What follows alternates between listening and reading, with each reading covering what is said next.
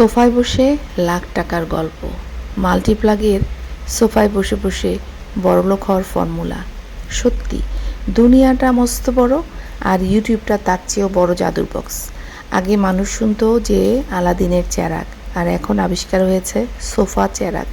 মানে প্রতিদিন কোনো কাজকর্ম নাই, যা সোফাটা একটু গায়ে এলিয়ে বসা আর ক্যামেরা অন করা, দু চারটে গায়ের জুড়ে কথা বলা, খুকিকে নিয়ে বদনাম করা, খুকিকে ইচ্ছা মতো বাস দেওয়া, আর মাস শেষে লাখ লাখ টাকা কনফার্ম। ভাবা যায়?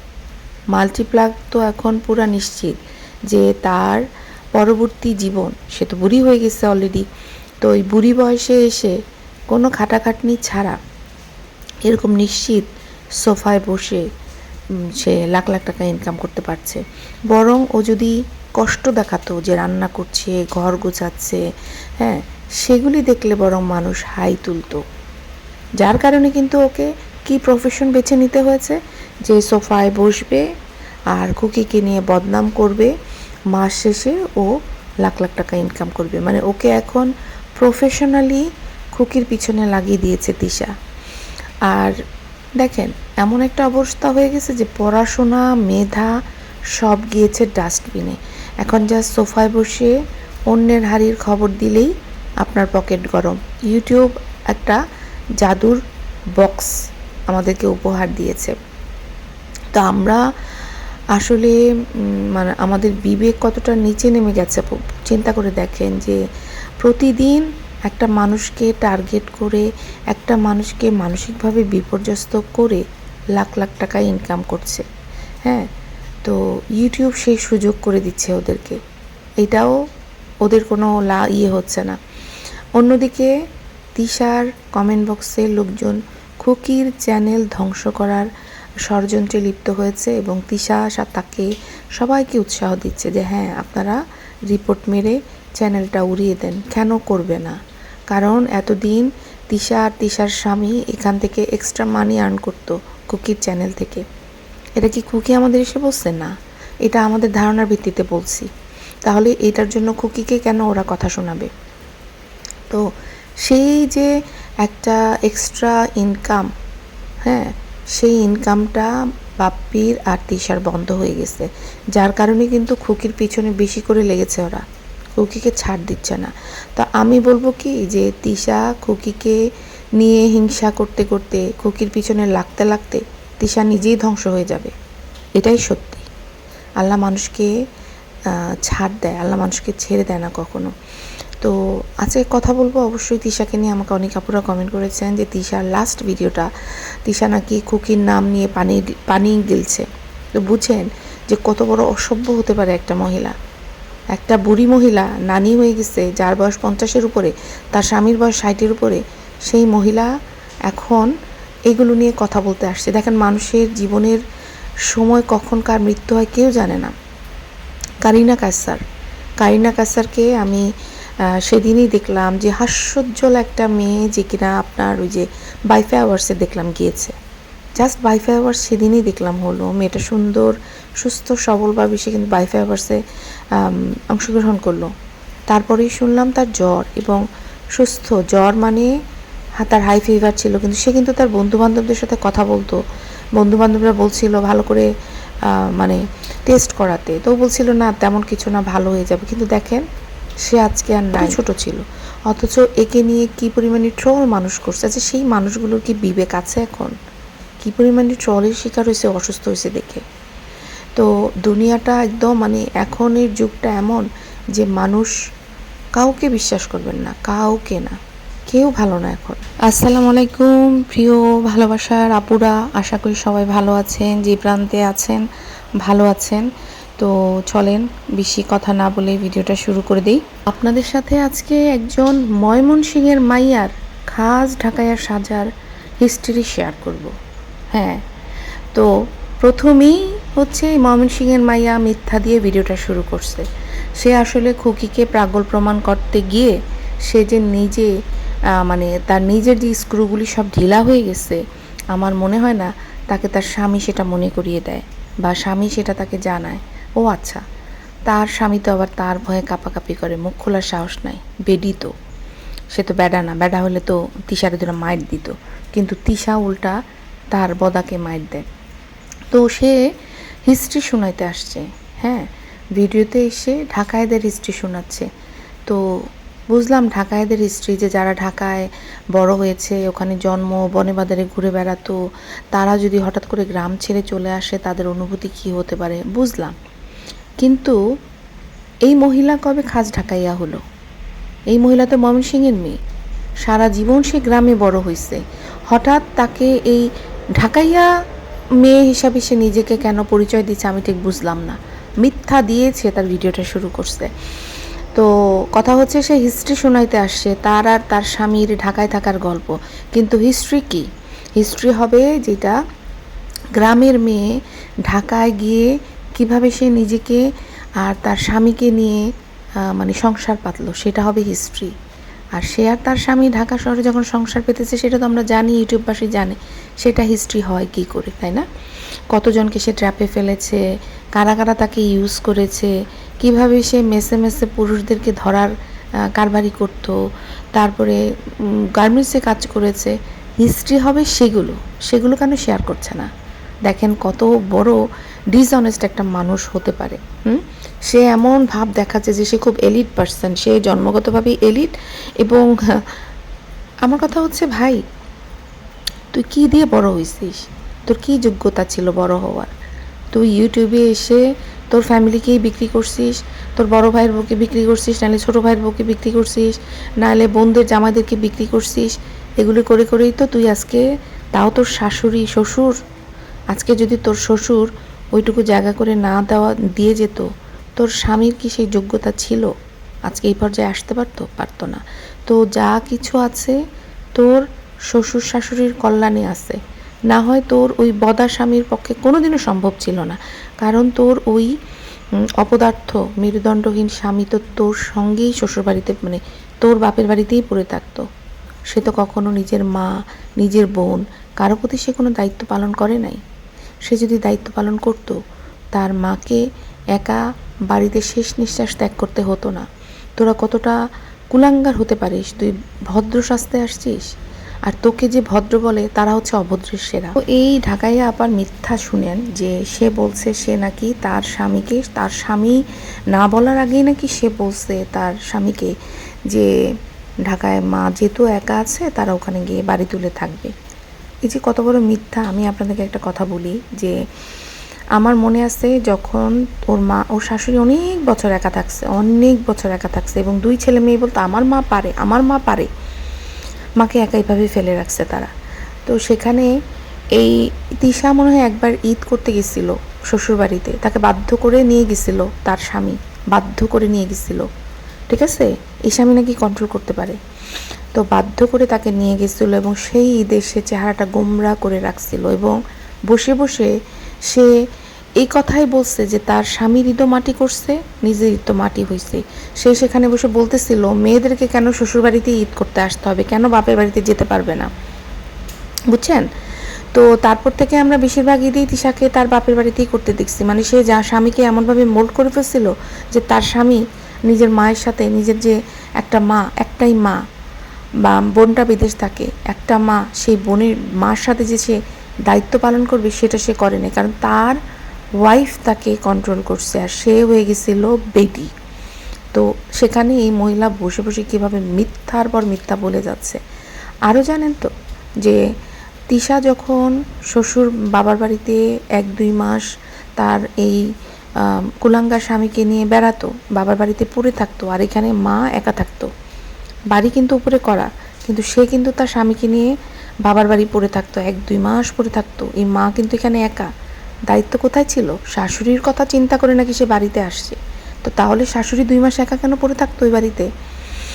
তারপরে যখন সে ফেরত আসতো ওই শ্বশুর বাড়ি থেকে, তাও আসতে চাইতো না। দর্শকরা গালাগালি করতো, এতদিন ধরে কেন পড়ে আসছেন, বলতে বলতে তারপরে তারা বাপের বাড়ি ছাড়তো।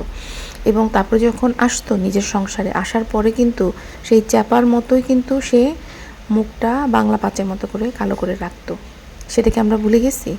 শুধু আমরা ভিডিওতে দেখেছি তা না, তার যে স্বামী, তার যে কুলাঙ্গার স্বামী, তখন তারও একটা চ্যানেল ছিল, সেই চ্যানেল থেকে সে সব সময় দেখাতো যে এই যে দেখেন যে আপনার ভাবি বাবার বাড়িতে থাকলে চেহারা কত হাস্যোজ্জ্বল থাকে, শ্বশুরবাড়িতে আসার সাথে সাথেই তার চেহারা কালো হয়ে যায়। এখন সে বড় বড় কথা বলে যে তার স্বামী তাকে কন্ট্রোল করে। আচ্ছা, সেই দিনের কথা ভুলে গেছেন আপনারা যে তার মা মারা যাওয়ার আগে যখন মানে তারা যখন ঢাকায় আসছিল কি কাজে জানে, অসুস্থ মাকে ওই বাড়িতে একা ফেলে, কারণ তার মা যখন মালয়েশিয়াতে ছিল সেখান থেকে কিন্তু মা অসুস্থ, এবং মেয়ের এই টাকা পয়সা দিয়ে মেয়ে কী করবে, নিশি কী করবে আমি ঠিক জানি না, যে একটা অসুস্থ মা যার বুকে ব্যথা তাকে একটা গাড়ি পর্যন্ত ঠিক করে দেয় না, এই মেয়ের এই টাকা পয়সা জলে যাবে সোজা কথা। তো সেই মা তখন থেকে কিন্তু অসুস্থ, তার বুকে ব্যথা, তার মানে সে যে কোনো সময় হার্ট অ্যাটাক করতে পারতো, কারণ তার তো চিকিৎসাই হয় নাই। সেখানে ওই অসুস্থ মায়ের উপরে তানকে একা ফেলে রেখে তারা স্বামী স্ত্রী ঢাকায় গেছে, কেনাকাটা করতে গেছে, শপিং করতে গেছে, এবং ঢাকাতে থাকতেই কিন্তু যখন বাপ্পি যখন তার মায়ের সাথে কথা বলে যে তার মা অসুস্থ, বাপ্পি কিন্তু পাবনায় ফেরত যেতে চাইছে, কিন্তু তিশা যেতে দেয় নাই। তিশা তার স্বামীর সঙ্গে ঝরগা করছে, ঝরগা বুঝতে পারছেন, ঝরগা করে সে জেদ করে তাবিয়াকে নিয়ে একা একা সে তার বাবার বাড়ি চলে গেছে, এবং তার স্বামীকে সে বাধ্য করছে যে পাবনা না গিয়ে তার বাপের বাড়িতে আসতে। যে চিন্তা করে দেখেন যে এই মহিলা কিভাবে নিজেকে এত ভদ্র সাজায়, আমি এটা বুঝি না। সেখানে সে নাচানাচি ফুর্তি করতে পারবে না বলে সে তার স্বামীকে বাধ্য করছে। ভাই, আমাদের তো একটা বাচ্চা যদি আমরা রেখে আসি কারো কাছে, কোনো দিন পারবেন আপনি আনন্দ করতে, ফুর্তি করতে পারবেন না, কিন্তু এই মহিলা কিন্তু সেটা করছে। এক নিজের সন্তানকেও সে বঞ্চিত করছে, আরেকটা মায়ের সন্তানকেও সে বঞ্চিত করছে, শুধু তার ফুর্তির জন্য। সে নাকি তার স্বামীর দ্বারা কন্ট্রোল হয়, আর সে তার স্বামীকে যেতে দেয় নাই। এবং যখন রাতের বেলা শুনলো তার স্বামী অসুস্থ, কোনো দায়িত্ববান মানুষ হলে সে কিন্তু তার স্বামীকে পাঠিয়ে দিত যে আমি থাকি, তুমি চলে যাও।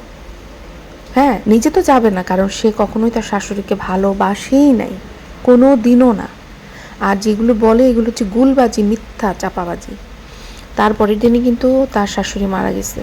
তারপরে যে মহিলা বুক ফুলিয়ে কথা বলে, আল্লাহর ভয় নাই। আল্লাহর ভয় থাকলে বুক ফুলিয়ে মিথ্যা কথাগুলি বলতে আসতে পারতো না। আরও আছে অনেক কিছু আছে। তো মানে হিস্ট্রি যেহেতু সে বলছে, আমার যেগুলো মনে আছে আমি সেগুলো আপনাদের সাথে শেয়ার করছি। যে সে বলছে যে তার দাবি তার স্বামী নাকি তাকে কন্ট্রোল করে। আই থিঙ্ক মানে এটা হচ্ছে এই শতাব্দীর সেরা জোকস, মানে জোকস অফ দ্য ইয়ার। যে স্বামী নিজের বউয়ের কাছে মাইর খায় সে নাকি কন্ট্রোল করে। মানে মাল্টিপ্লাগের মানে বাণী অনুযায়ী, বিখ্যাত বাণী অনুযায়ী, যে যেই বেটা মারতে পারে বউরে সে হচ্ছে আসল বেটা। তো লজিক অনুযায়ী তো বাপ্পিকে যেহেতু তিশা ধোলাই করে, তাহলে তিশা হলো আসল বেটা আর বাপ্পি হলো বেটি, তাই নয় কি? এবার আসি যে তাদের নাকি মধুর মধুর খুনসুটি, ওরে বাপরে বাপ, এই বুড়ি বয়সে বসে তাদের খুনসুটি শুনতে হচ্ছে আমাদের। তো এখন সে বলছে যে তার শাশুড়িকে সে, তার পরিবারকে সে কতটা ভালোবাসতো, মানে তার শাশুড়ি আর তার ননদকে, সেটা তো আমরা দেখেছি। এরকম অগণিত প্রমাণ আছে যে সে তার ননদকে নিয়ে কত আজে বাজে কথা বলছে আমাদের সামনে। সেগুলো কি লোকজন ভুলে গেছে? তার স্বামীকে নিয়ে কী কী এসে বলছে সেগুলো কি ভুলে গেছে দর্শক? তো এরা যখন ঢাকায় ছিল, শাশুড়ি কিন্তু বাড়িতে একা থাকতো পাবনায়। তো এই কুলাঙ্গার কি তখন মায়ের খোঁজে কখনো যেত, মায়ের সঙ্গে গিয়ে থাকতো? নাকি তিশা কখনো যেত? কেন তিশার তখন মনে হয় নাই যে তার শাশুড়ি একা থাকে, যাই আমরা গিয়ে থাকি? তখন কিন্তু সে যেত না। তো এই মহিলা এমন একটা মহিলা যে সে নিজের বাচ্চাকেও ঠিক মতো খাওয়াতো না। বাচ্চার দায়ভার ছিল হচ্ছে তানজিলা, নেনি ছিল তানজিলা, আর হচ্ছে বাপ্পি, এরা দুজন কিন্তু তাবিয়াকে দেখভাল করতো। আর এই মহিলার একটাই উদ্দেশ্য, সেটা হচ্ছে কিভাবে ফেসবুকে এসে, ইউটিউবে এসে নাচ গানা করবে। তখন তো ফেসবুক ছিল না, তখন ইউটিউবে এসে এইসব নিয়েই ব্যস্ত ছিল মহিলা। তো তার যে শাশুড়ি, যে কিনা একা থাকতো ওইখানে, সেই মহিলা নাতনির জন্য খাবার রেডি করে রাখতো, সিরিয়ালের মতো করে বিভিন্ন কিছু একসাথে করে একটা পুষ্টিকর খাবার সে রেডি করে রাখতো, ড্রাই খাবার। শুধুমাত্র সেটা আনার জন্য বদাকে পাঠাতো সে টিফিন ক্যারিয়ার হাতে ওই খাবারের পার্সেল আনতে। এক রাতের জন্য বদা যেত তার ছেলেকে সাথে করে নিয়ে, তারপরে এক রাত থেকে ওই খাবারটা নিয়ে সে আবার চলে আসতো।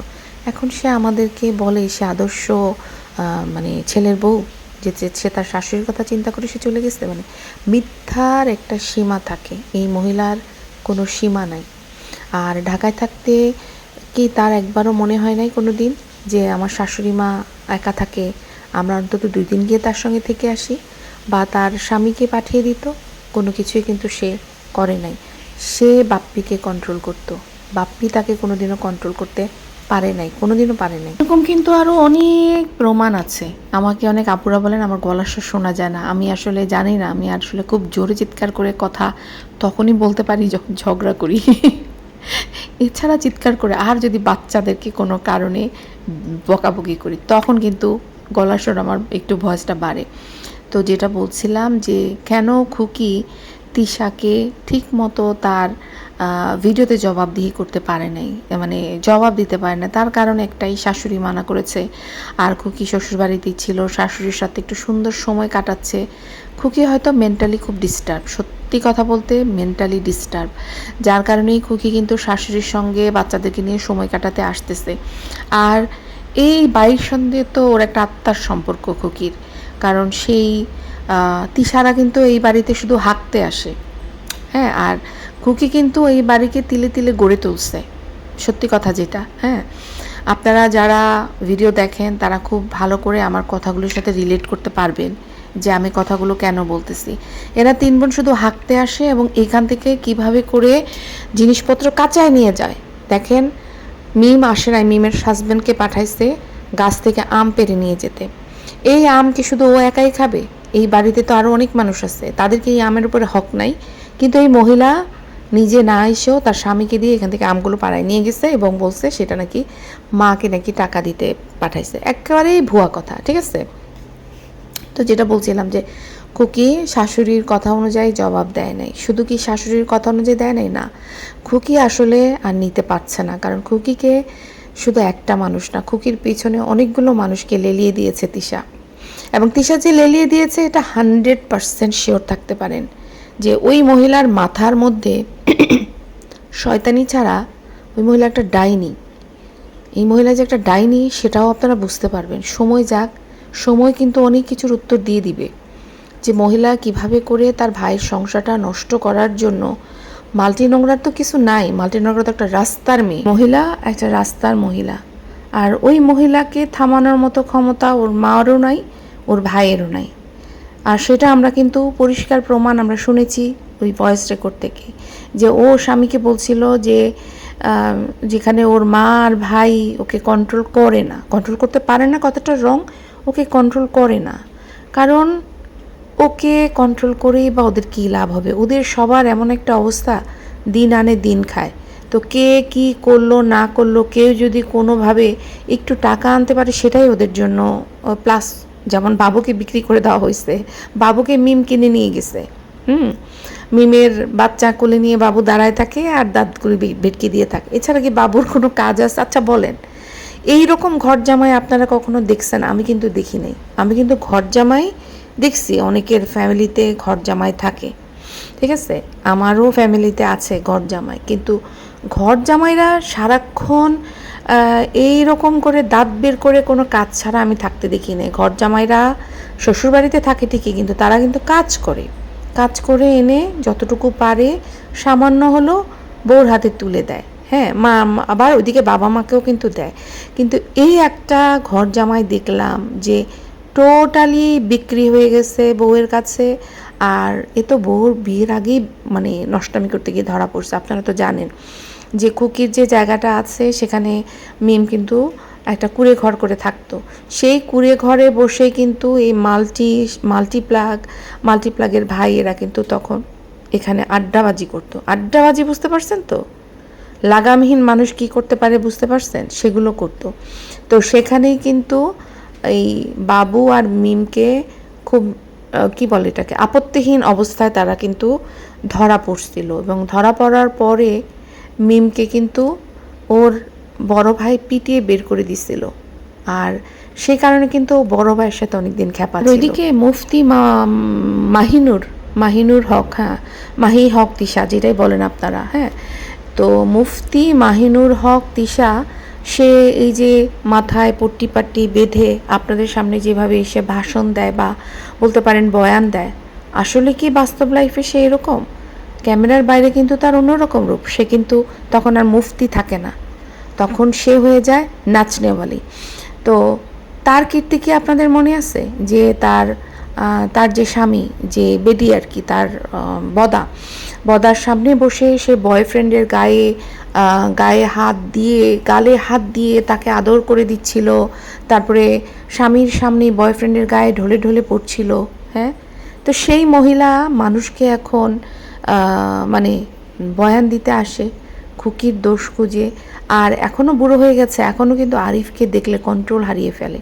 আর এই ভয়ে খেয়াল করবেন যে সাবিনা কিন্তু নিজের বরকে পাহারা দিয়ে রাখে। তো তার এরকম এই বয়সে এসেও এই মহিলা কাছ থেকে সাবিনাকে তার হাজব্যান্ডকে লুকিয়ে রাখতে হচ্ছে। তাহলে বুঝেন কি অবস্থা এদের। এরা আবার মুফতি সেজে এসে বয়ান দেয়। এবার আসি মাল্টিপ্লাগকে নিয়ে। মাল্টিপ্লাগ কেন প্রতিদিন সোফায় বসে একই টপিক ঘোরায়? কেন বলেন তো? একই খুকির বিরুদ্ধে বিষ উগড়ে যাচ্ছে, সেটা এখনো বুঝেন নাই? মানে সে চরম আরামের একটা শর্টকাট ফর্মুলা পেয়ে গেছে, বিন্দুমাত্র শক্তি অপচয় করতে হচ্ছে না। সোফায় আরাম করে বসবে, খুকি নামে 2টা মিথ্যা কুৎসা রটাবে, আর ওইদিকে লাখ লাখ টাকার ইনকাম কিন্তু কনফার্ম। এত সোজা ইনকাম ছেড়ে কেউ কি অন্য কোনো কিছু করতে যাবে বলেন তো?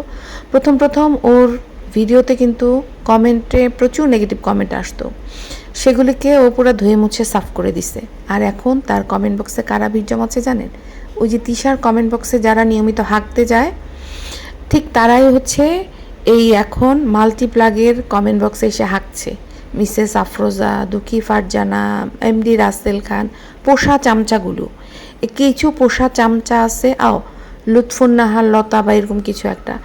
এই 4টা চামচা হচ্ছে এই নোংরা পরিবারের খাস চামচা, পোষা চামচা। এরা ভাবছে যে এই মহিলাগুলো ইউটিউবে ওদের হাজার ভিউ হয়, আর এরা বোধহয় বিশাল সেলিব্রিটি। তো এই সেলিব্রিটিদেরকে তেল মেরে কিভাবে থাকা যায় সেটার জন্য এরা সমস্ত নোংরামিকে বাহবা দিয়ে যাচ্ছে। মানে ওরা এমন হচ্ছে যে তোরা নোংরামি কর, তোরা কর, আর আমরা চামচা বাহিনী তোদের পিছন আসি। তো ওরা কোন বংশ থেকে, কোন পরিবার থেকে আসছে অবশ্যই আপনারা একটু ভাবতে পারেন, তাই না? এছাড়া কিন্তু আর সম্ভব না, কেউ এভাবে করতে পারে না। আর একটা জিনিস বলি আমি, যে এই যে যারা ধরেন এই যে অপরাধকে উস্কানি দিচ্ছে, এটা কিন্তু এক ধরনের অপরাধ। আপনি একজনকে পার্সোনাল অ্যাটাক করছেন, একজন না 3-4 জন মিলে পার্সোনাল অ্যাটাক করছে। তো এগুলো কিন্তু অপরাধ। এই অপরাধে উস্কানি দিচ্ছে যারা, তারাও কিন্তু অপরাধী, তারাও কিন্তু অন্যায় করছে, তাদের সাথেও একই জিনিস হওয়ার সম্ভাবনা আছে। তো তিশার মাল্টিপ্লাগের কমেন্ট বক্সে যারা ঘুরে বেড়ায়, হ্যাঁ, এরা হচ্ছে কারা জানেন? এরা হলো আমাদের সমাজের সেই যাযাবর ননদ গোষ্ঠী। মানে যারা নিজের ভাইয়ের সংসারে আগুন লাগাতে গিয়ে ব্যর্থ হয়েছে, সেই ব্যর্থ হিংসুটে কুচুটি বেগম, ঘসিটি বেগম, নোংরা আত্মারা এখন নিজেদের ক্ষোভ মেটাতে খুকির পিছনে লেগেছে, আর এই নোংরাদের চামচামি করতেছে, বুঝছেন তো? তো এরা আসলে সেই অতৃপ্ত আত্মা, যারা নিজেদের ভাইয়ের সংসারে গিয়ে কুটনামি কাচালি করে স্থান পায় নাই, যার কারণে এখন ওদের খুকির উপরে রাগ, যার কারণে এরা এই 3 নোংরাদের সাপোর্ট দিচ্ছে, যাতে করে তারা খুকির বিরুদ্ধে কিছু করতে পারে।